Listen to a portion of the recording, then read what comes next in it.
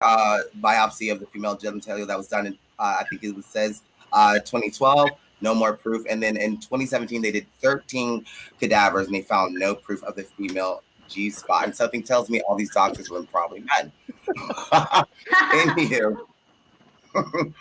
So they had some statistics in the article, which I thought was kind of very interesting because women all chimed in. It says 11% of women have avoided sex because they can't find their G spot. 31% of women say their partner has gotten frustrated in searching for it. 44% of women, they themselves are frustrated and also feel themselves with anxiety trying to find their own G spot as well. And also another statistic, it says 84%, even with all those numbers, 84% of women believe it exists. And also it says 82% of men believe that all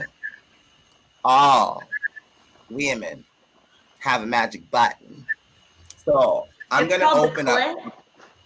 Yes, that is the scientific term. But I'm going to open up the floor. And since Ashley, you're going first, what do you think about this article? Because it says, like, you know, what do you think? Yeah, is it a myth? I'm going to go all sex educator here, and I'll try not to make it too technical. But so the G spot, if you do the come hither motion as you're supposed to, you will feel that it's like ribbed, if that makes sense. I don't really know how else to explain it. It's rigid, kind of like if you're scraping coral, I guess. So that's it. But the thing is, there's this expectation that it's going to feel super pleasurable, but in the reality, it's really close to your bladder. So if you press upon it, then it often creates this feeling of a need to urinate, and that can be really uncomfortable for some people. So I think that it's not that it doesn't exist, it's just not what people think it is. They expect it to be pleasurable, but the truth is, I read this during my studies somewhere, and I don't remember the exact statistic, but like for 43% of women, it's uncomfortable. For me, it's uncomfortable. I don't like it. So, and I think it's like 17%, they do find it pleasurable. So it's not that it doesn't exist, it's that it doesn't exist in the way that people think it does. Okay, I'm gonna respond to that one later, but let's go to Steven. Steven, I mean, you're a man. Where should I start? Go ahead. So what do you think? Okay. So from my experience, probably from the beginning of 2020 till now, whether you call it the G spot or the A spot or the non-existent spot, there's a spot and it's in and it's up. And if you hit that spot after a girl has been turned on enough from experience, they usually will squirt or have some sort of orgasm. And this year alone, I would say that spot has worked for me probably 5 different people. So I don't think it's a myth at all in the slightest, but I also don't think that every girl enjoys it as much as some other girls, because there's other girls that I put pressure on there and they don't like it at all. So it just depends on the person. But it's definitely I'm learning a lot. Like, you know, I'm gay. Surprise. I had no idea. Courtney, let's go to you. This is getting good. Yeah, it is.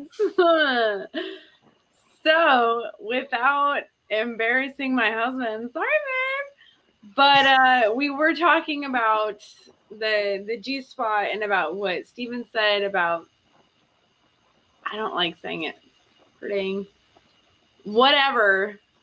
So we did a couple YouTube searches, and then we experimented, like, oh, is it actually there? And yeah, it is. Sure is. And I tell you what, any woman, listen, and I tell you, Sean, Steven, I'm so sorry. You guys are the lesser of the two sexes, because us women, we can have 2 orgasms at the same time. It's like, speak for yourself. I will.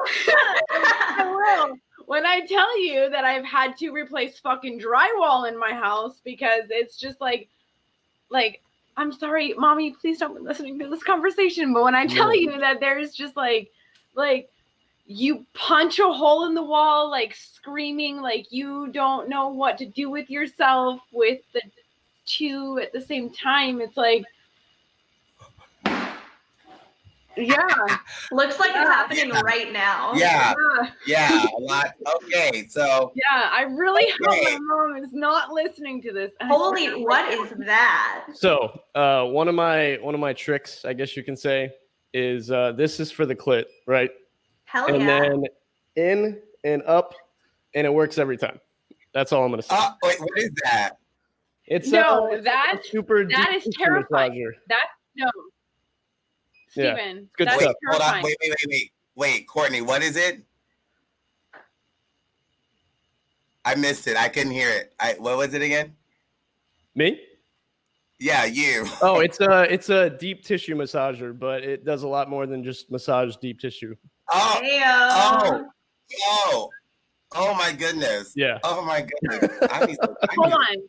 I feel like we need some experiments going on. I didn't get Courtney. Hold on. I'm gonna go because I'm learning a lot. I'm just gonna go because I'm not a woman.